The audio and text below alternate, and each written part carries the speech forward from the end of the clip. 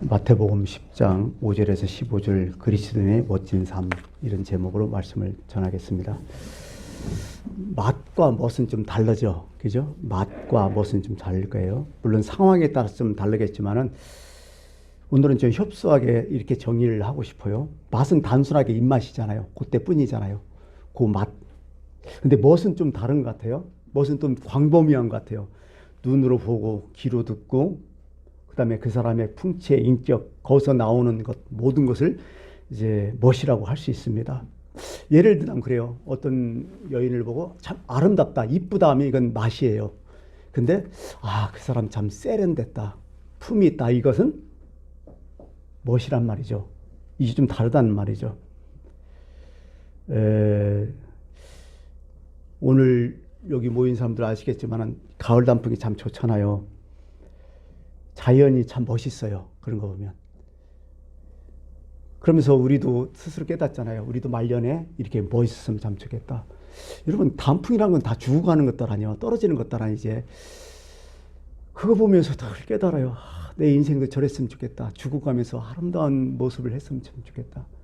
멋있잖아요. 죽어가면서 그렇게 아름답게. 자연에 대해서 참 배울 게 참 많은 것 같아요. 참 멋있어요.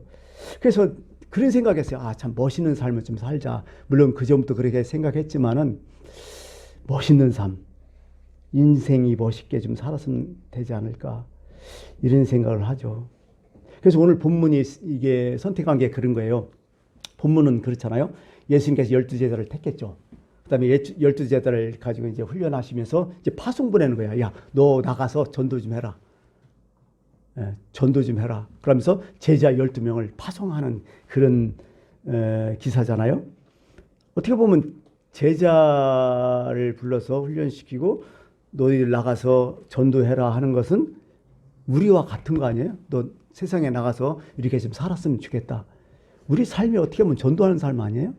하나님 나라를 전파하는 삶, 하나님을 소개하는 삶 아니겠습니까? 그런 거 보면 12제자를 전도해서 보내는 것과 우리가 지금 살아가는 것, 그 말씀이 매치되지 않을까. 그러면서 오늘 예수님이 전도하면서 권면하는 말씀들이 쭉 나오잖아요. 그렇게 사는 것이 참 멋있는 삶 같다, 이렇게 생각해서 오늘 그 말씀을 좀 분석해서 조목조목 좀 말씀을 드리려고 하죠. 그 책을 읽어보니까, 한국 초대사 그 책을 읽어보니까 1904년도에 나온 책이 있는데요. 120년 전이죠. 미국의 알렌 박사가 쓴 한국의 멋이라는 그런 책이 있어요.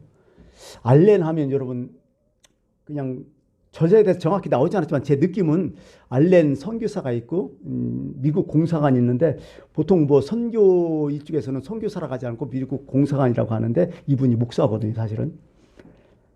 이분이 유명한 거죠. 3.1천하라는 갑신정변이 일어났잖아요. 이제 보수파하고 진보파 싸우다가 이제 거기에 민혁이 칼을 몇 방 맞냐면 7방 찔려요. 근데 이 알렌이 의사잖아. 민혁이를 싹 고쳐버려. 근데 이 민혁은 누구냐? 민비의 조카야. 그러니까 고종이 고맙다고 하면서 소원이 뭐냐고 딱 얘기하니까 병원 좀 하나 차렸으면 좋겠다. 그래서 고종이 광해원을 차려줘요. 그리고 2주 후에 본인이 제중원으로 바뀌죠. 이게 요즘 말로 하면 세브란스 병원 되고 나중에는 한국 서울대학병원 이렇게 전신이 되는데 뭐 그렇게 이렇게 된다는 거죠. 하여간 거기서 한국인의 멋 하면서요, 두 사람을 딱 꽂더라고요. 첫 번째 사람이 누구냐? 김삿갓. 두 번째 김선달. 이 두 사람을 딱 꽂더라고요. 여러분 알다시피 1900 초하면 어때요? 우리나라 살기가 무지하게 힘들 때 아니야. 근데 그런 와중에서 김삿갓, 김선달을 꽂으면서 그런 거지. 이게 한국인의 멋이었다고 영어로 기록하는 거야. 우리는 모르고 있었죠, 그걸. 이 사람 공통점이 뭐예요? 아무 지혜, 욕심, 뭐 이런 거 전혀 없어. 그냥 자유로워. 다니면서 어디 가든지 시한수 딱 얻고 밥 한 끼 딱 얻어먹고 풍류가 있고 여유가 있었단 말이죠. 이것을 그 알렌이라는 사람이 보고서 이게 한국인의 멋이구나, 이런 생각을 해보죠. 지금 우리는 너무 각박하게 사는 것 같아요. 정신없어 지금. 그죠? 돌아서면 항상 쫓겨듯이 살잖아요. 뭔가 여유 있고 자유 있고 풍요가 있는 멋이 많이 없어진 것 같다, 이런 생각을 가지면서 오늘 이 말씀을 좀 전하려고 합니다. 그래요. 예수님께서 세상에 나갈 때 제자들한테 너는 어떤 자세로 전도해야 된다.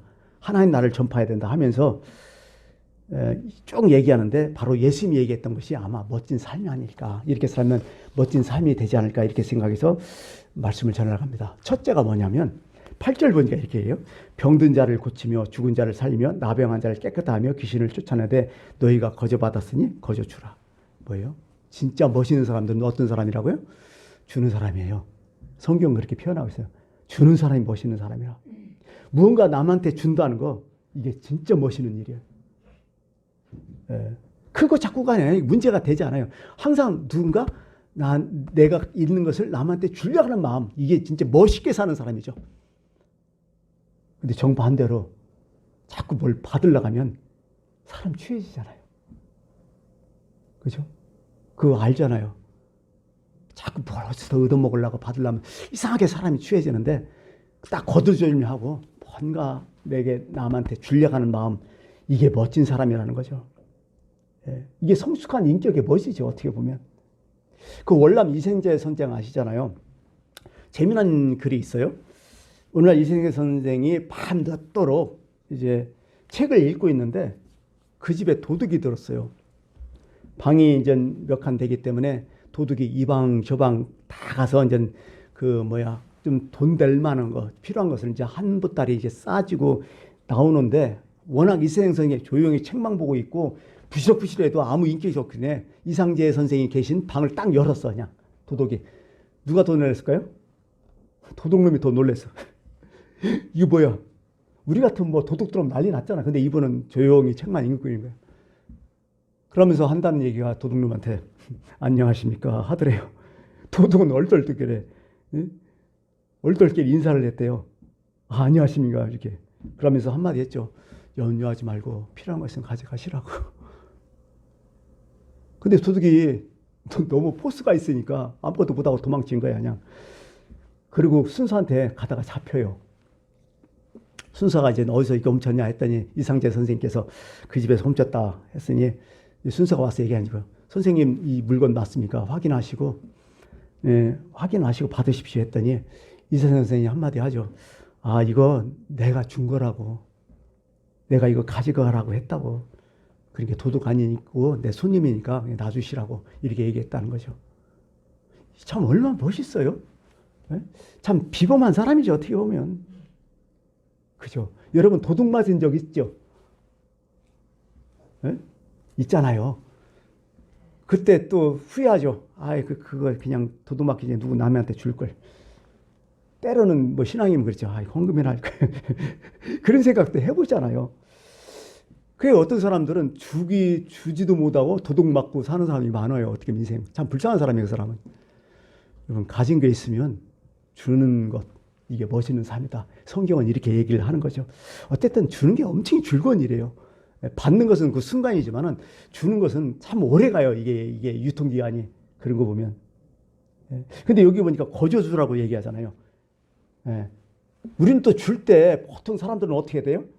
투자하는 마음으로 주잖아요. 그러지 말고 그냥 순수한 마음으로 줘라. 그냥 주고 말하라는 거예요. 성경은 특히. 그 외경이라고 정경 외경이라고 거기 보면 그런 글이 있대요. 선물을 주면서 말을 많이 하는 것은 안 주는 것 같다. 꼭 주면서 잔소리하는 인간들 있잖아요. 그것도 필요 없다. 하지 마라. 주고 그냥 말하라. 주는 것으로 그냥 끝나야 돼. 봉사도 봉사로 끝내버리지. 이거 해가지고 너 도와줘. 그 사람이 어째 그거 할 필요 없어요. 내가 주었으면 그냥 끝나. 성경 얘기야 이게요. 베드로전서 4장 11절에 그런 말씀이 있어요. 만일 누가 봉사하려면 하나님이 공급하시는 힘으로 하는 것 같이 하라. 네 힘으로 하지 말라. 하나님 주신 걸로 하라. 이런 얘기죠. 그런 게 순수한 거죠. 요즘은 또 참 어떻게 보면 헌금도 여러분 헌금하지만은 우리는 그렇게 또 교육을 받았던 것 같아요. 어렸을 때부터 생각해보면. 꼭 돌려받는 마음으로 헌금하는 사람이 있어요. 내가 이만큼 헌금하면 하나님이 이렇게 축복을 해 주시겠지.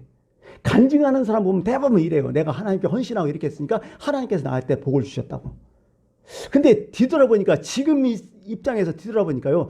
이게 조금 찝찝해요. 사실은 내 마음은. 왜요? 난 이것을 어떻게 표현하면 자본주의 신앙이라고 생각해요. 투자 개념으로 헌금한 거야 이거. 아니죠. 어떤 마음으로 해야 돼요? 내가 헌금하면 그 정도 나는 힘들어요 사실은. 헌금하고 내가 힘들지 않다면 이건 좀 그렇잖아요. 이거 어떤 돈인데 이게. 힘들어도 하는 거 순수하게. 그게 진짜 헌금이 아닐까. 주고 안 주고는 다음 문제 아니에요. 이런 순수한 마음이 좀 있었으면 좋겠다. 그래서 나쁜 용어가 있죠. 헌금을 심는다는 얘기까지 있어요. 뭐 씨앗을 뿌린다, 헌금을 심는다. 이게 또 옳은 얘기 같지만 이건 진짜 나쁜 얘기 같아, 이건. 이건 아니잖아요. 무슨 보상하고 계산하고 아니죠. 그냥 거저 받았으니 거저 드려라. 바라지 말라. 지지난주에 그 세례요한에서 얘기했잖아요. 세례요한이 실수했던 게 뭐예요? 오실 리가 당신입니까? 아니면 다른 사람을 기다립니까? 감옥에서 그렇게 얘기했던 거 실수했다고 하잖아요.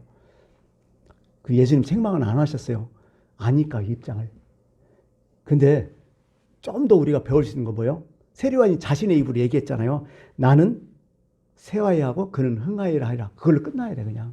내가 감옥에 가서 죽든 말든 그걸로 끝나야 돼요. 그분이 흥하면 된다. 이런 마음으로. 이게 신앙이고 이게 멋이라는 얘기죠. 이런 삶을 좀 살았으면 좋겠다. 이런 얘기를 하는 거죠. 그러면 손님 초청하는 것도 성경은 이렇게 얘기하고 있어요. 자기를 청한 자에게 이를 때 내가 점심이나 뭐 저녁에 베풀 것은 버지나 형제 친척이나 부한 이웃을 청하지 말라. 무슨 얘기예요? 형제 친척 부한 이웃 청하지 말라. 그 사람들이 너로 도로 청하여 내게 가품이 될까 하노라. 절대로 누가 대접할 때 다시 대접할 수 있는 그런 사람 어지간하면 하지 말아라. 대접하면 대접으로 끝나라. 예수님도 그렇게 말씀하셔요. 중국 선교사로 이렇게 사역하던 어떤 미국인이 강물이 많이 불어났는데 무리해갖고 강을 건너다가 그만 강물에 빠져갖고 떠내려가요. 그러자 중국인이 자기 목숨을 아까워하지 않고 같이 떠내려갖고 그 미국 사람을 구출해요. 나중에 알고 보니까 이 사람이 기독교인이야. 선교사가 너무 고맙잖아. 뭐 거의 뭐 죽으려고 했는데 살아났으니까. 그러면서 죄송하지만 성함이 어떻게 되시냐고. 내가 이 은혜를 평생 내가 잊지 않고 갚겠다고 하면서 너무 고맙다고 얘기하는데 이 중국 사람이 뭔 줄 알아요? 중국 기독교인이 성경에 선한 사마리아 이름 나옵니까? 그래 묻더래요. 선한 사마리아 이름 알아요, 여러분? 안다면 이단이야.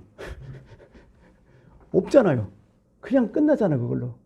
참 그런 거 봐도 참 이게 멋이 아니라 멋이라 오른손이 아닌 걸 왼손이 모르게 하라. 이거 진짜 기가 막힌 멋 아니에요, 이게. 멋진 삶 아니에요?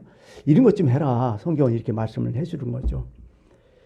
여러분, 우리가 먼저 줄 수 있는 것은 먼저 받았다는 것을 꼭 기억하라는 얘기죠. 먼저 받았으니 이 세상 모든 것이 내 거 아니잖아요. 이미 받은 거잖아, 내가. 거저 받았잖아요. 그렇죠? 그러니 드린다는 것이 뭐예요? 내 거 드린 것도 아니야. 어떻게 보면 그런 마인드가 좀 있어야 돼요. 내 거 드린 게 아니라 하나님이 이미 주신 것을 그냥 돌려드리는 것이다. 이런 마음으로 하는 것이 옳지 않을까. 이거 하다가 또 어떤 생각이 들었냐면요. 거저 주어라, 주어라 이렇게 했는데 우리는 인생 살면서 소원이 너무 많은 것 같아요. 죽을 때까지 소원하면서 사는 것 같아요. 제가 이제 나이가 먹으니까 나이가 배워주는 그 교훈이 있어요. 젊었을 때는 몰랐는데 나이가 먹으니까 나이에서 나오는 여러 가지 생각들, 어떤 철학이 있어요. 생각해 보니까 그래요. 나는 아직도 왜 이렇게 소원이 많은가? 이런 생각이 벌컥 들어요. 인생을 좀 살았고 이제는 소원 없이 한번 살아봤으면 참 좋겠다 이런 생각을 해요. 소원이 없고 그 소원 있는 자리에 뭐가 있어야 되냐? 감사가 있고 만족이 있고 자랑이 있고 긍지가 있었으면 참 좋겠다. 이게 참 멋있지 않느냐. 그런 생각을 번뜩번뜩 해요. 주십시오 주시옵소서 소원 막 걸고 하는 것보다도 바로는 그냥 막 그 마음에 감사가 있고 그죠? 만족이 있고 하나님께 대한 자랑 긍지가 이거 가지고 살아면 참 좋겠다. 이게 참 멋있는 삶이 아니냐. 이런 생각을 잘 해보게 됐어요. 두 번째는요.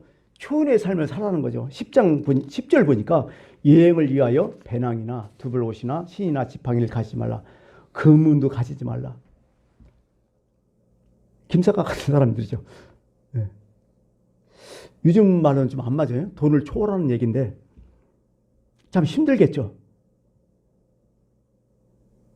근데 돈에 끌려다니지 말라는 그런 얘기죠. 돈에 끌려 다니지 마라. 요즘은 전능하신 돈이라고 하잖아요. 전능하신 하나님보다. 우리의 고민, 고생이 어디부터 시작한다고 보세요?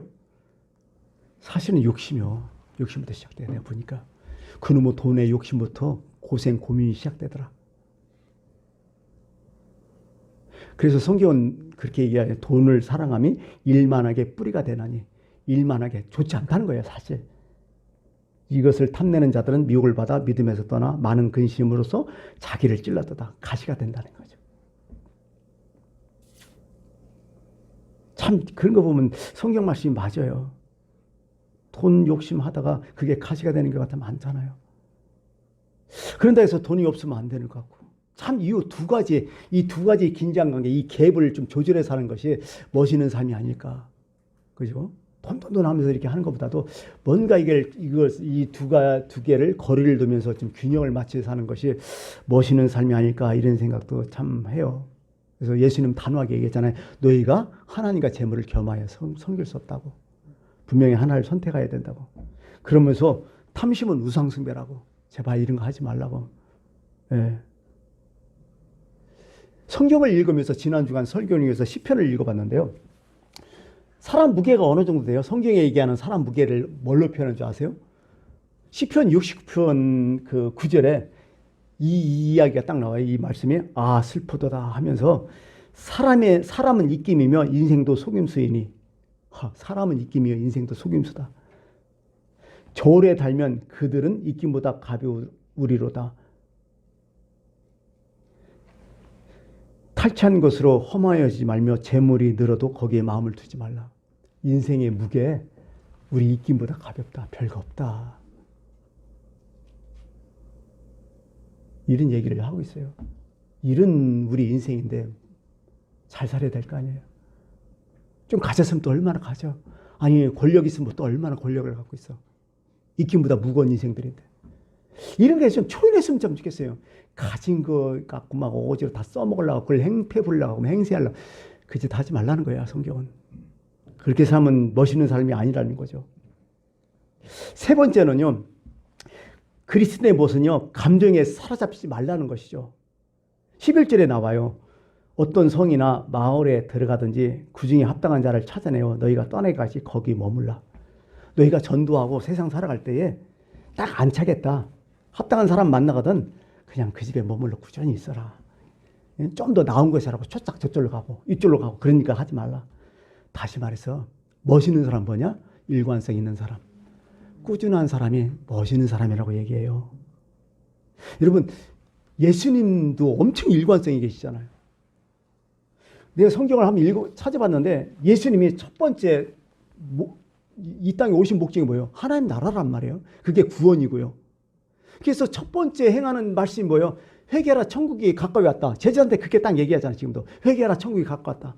그러면서 예수님 공생의 사역기가 또 하나님 나라에서 병 고치는 거 뭐 기적 부리는 거 그게 중요한 게 하나님 나라를 위해서 그렇게 한 거예요. 다. 누가복음 9장 11절에 이렇게 나와요. 무리가 알고 따라왔거늘 예수께서 그들을 영접하사 하나님 나라의 일을 이야기하시며 병 고칠 자들을 고치시더라. 하나님 나라가 주 목적이에요.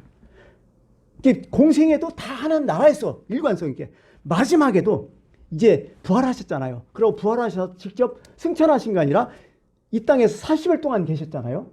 40일 동안 계시면서 마지막 승천할 때 제자들이 이렇게 말씀해요.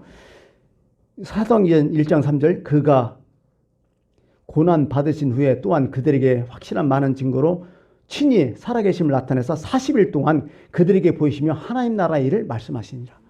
다 하나님 나라로 다 깨버려요. 엄청 일관성이 계셔요. 이것을 쉽게 표현하면 목적 있는 삶을 살았다는 거예요. 목적이 이끄는 삶. 이게 멋있는 사람이에요. 내 목적을 뒀잖아요. 그것 때문에 내가 이끌려가는 사람이 진짜 멋있는 사람이야. 그거 없으면 막 왔다 갔다 좌우로 막 헷갈리잖아요. 그게 기독교인이에요. 목적에 의해 이끌리는 삶. 그게 멋있는 삶이고 그게 기독교인이라는 거죠. 그렇죠.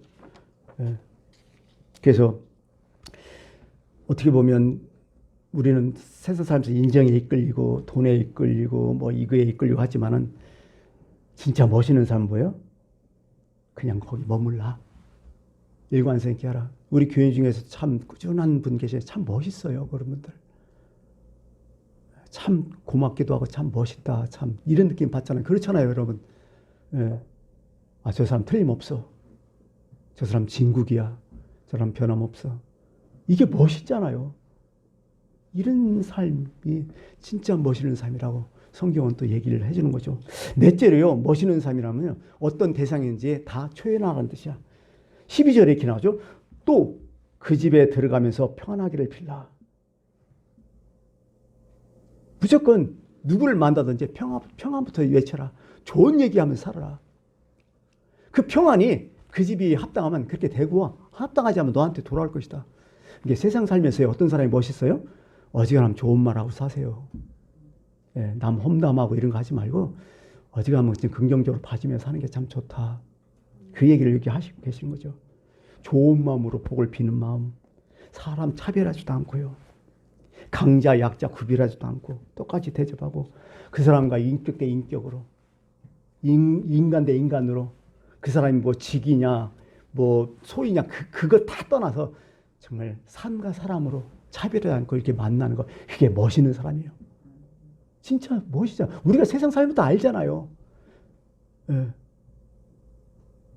오늘 예수님의 말씀이거든 이게. 그래서 이런 식으로 좀 살았으면 참 좋겠다. 초인한 멋이죠. 누구에나 사랑을 베푸는 초인한 멋. 예. 그 다음에 한마디 더 한다면요. 이제 제자들한테 이렇게 파송을 보내고 제자들이 사역하고 돌아왔잖아요. 제자들이 막 신이 났어. 왜냐면 막 기적이 일어나고 뭐 자신들에서 막 능력이 나타나니까 야 몰랐거든. 근데 진짜 예수님처럼 했거든. 그래갖고 제자들이 막 들떠갖고 막 난리 났대. 그때 예수님이 뭐라고 하시지 아세요? 기뻐하지 말고 이것을 기뻐하지 말고 너희 이름이 하나님 나라에 하늘에 기록된 것으로 기뻐하라. 이렇게 딱 얘기해버려. 야 너희들이 기적이 일어나고 사람들 병 고쳐. 그거 기쁜 게 아니라 너희 이름이 하나님 나라에 있다. 하나님 나라에 있다. 기록된 거다. 여러분 그리스도인의 진짜 최고의 모습은 뭐예요? 내가 하나님의 자녀라는 거. 이 근기 갖고 사는 게 무엇이에요? 내 이름이 하나님 나라에 있다는 거. 이게 무엇이거든요. 네. 안 그랬어요? 사도 바울은 감옥에서 감옥 밖에 있는 사람한테 이렇게 얘기해요. 주 안에서 항상 기뻐하라고. 감옥에 있는 사람이. 내가 다시 말하 기뻐하라고. 너희 관용은 너 그런 마음이죠. 모든 사람에게 알게 하라. 주께서 가까우시라. 비록 자신은 지금 진짜 고생하고 있죠. 감옥에서 언제 죽을지는 모르고. 그런 위급한 상황에서도 사람들한테 너 그렇게 해라. 왜? 주님께서 가까이 온다. 주님 나라 곧 머지 않았다. 여러분 우리가 세상에서 아무리 힘들고 고통스러워도요. 어차피 죽으면 천국 간다는 마음으로 살아가세요. 지금 뭐 너무 힘들고 괴로워도 딱 죽으면 끝나. 뭐 어떻게 이 세상과 단절인데. 근데 나는 천국 간다. 그게 너무 중요하잖아요. 만약에 이 세상 고생 질질이 하고서 힘들게 살고 천국도 못 간다면 그게 불쌍한 사람 아니에요? 어차피 주께서 가까이 오시느니라. 종말론적인 삶이 너무 중요해요. 그게 멋있는 사람은 종말론적인 삶을 사는 사람이야. 오늘이 마지막이다. 오늘이 인생의 마지막처럼 살고 의욕적으로 살고 소중하게 사는 사람들. 예. 막 이런 거죠. 어느 장로님이 오랜 지병으로 고생하다가 세상이 떠나기 직전에 했어요. 견디다 못한 그 부인이 진짜 용한 권사님이 계셨대요. 신유은사가 있는 용한 권사님을 진짜 어렵사리 갖고 모셔왔어요. 예, 보통 사람들이 소문이 그 권사님이 기도하면 신유은사였기 때문에 병이 낫더라 이런 소문이 자자했기 때문에 그래서 그 권사님을 모시다 놓고 우리 장로님을 해서 기도를 부탁을 하는데 장로님이 거절하시는 거야. 그러면서 하시는 말씀이 이제 내 나이가 이제 거의 90인데 지금 평균 수명보다 기대 수명보다 많이 살았습니다. 그러니 권사님 이왕 오셨으니 저의 병을 낫게 하기 위해서 기도하지 마시고 그냥 제가 평안한 마음으로 하나님께 가도록 기도해 주십시오. 이렇게 하더래요. 멋있잖아요. 90 먹고 다 돼갖고 어떻게 이제 뭐 살아, 그 뭐 어떡하고 있어. 그죠? 예, 편히 하나님 나라 갈 수 있도록 기도나 좀 부탁합니다. 이게 정말 멋있는 사람 아니에요. 죽음을 초연할 수 있는 사람처럼 멋있는 사람이 세상에 어디 있어요. 어떻게 하면 세상에 가장 멋있다가 죽음 앞에서 찌질이처럼 아니면 진짜 쪼잔하게 행동한 사람이 많잖아요. 근데 죽음 앞에서 당당하게 여유 있게 풍류를 즐기면서 하나님 나라를 생각하면서 산다는 거, 종말적인 삶을 산다는 게 이게 뭐 얼마나 멋있어요. 이게 기독교는 아니냐고 이게. 이걸 보여준다는 거예요. 세상에. 제자들이 나가서 전파했듯이 우리가 인생을 살면서 이걸 보여준다는 거죠. 그래서 이제 말씀을 받겠어요. 우리의 멋을 좀 찾았으면 좋겠어요. 특히 기독교인의 멋을 좀 찾았으면 좋겠어요. 주는 자가 되고 세상을 좀 초연하는 좀 삶을 살고, 그죠? 예, 목적이 이끄는 좀 삶을 살고 종말론적인 삶 그런 좀 살고, 그래서 그냥 사는 게 아니라 그 사람 참 멋있다 이런 얘기를 들으며 사시는 여러분들이 했으면 좋겠습니다. 기도하겠습니다.